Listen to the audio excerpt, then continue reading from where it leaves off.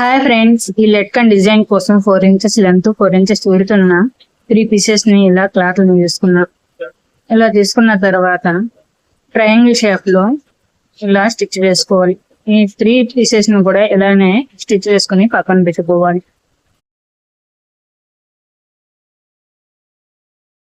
ఇలా 3 పీసెస్ ని కుట్టుకున్న తర్వాత దాంట్లో 1 పీస్ ని తీసుకొని ఫోల్డింగ్ వైపు లేస్ వేసుకొని ఇలా కుట్టుకోవాలి.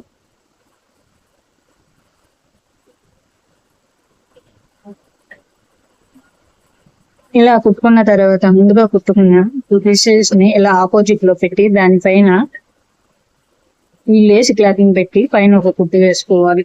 ఇప్పుడు ఇలా ఫోల్డింగ్ చేసుకొని మధ్యలో డోరీ పెట్టుకొని కుట్టు వేసుకోవాలి.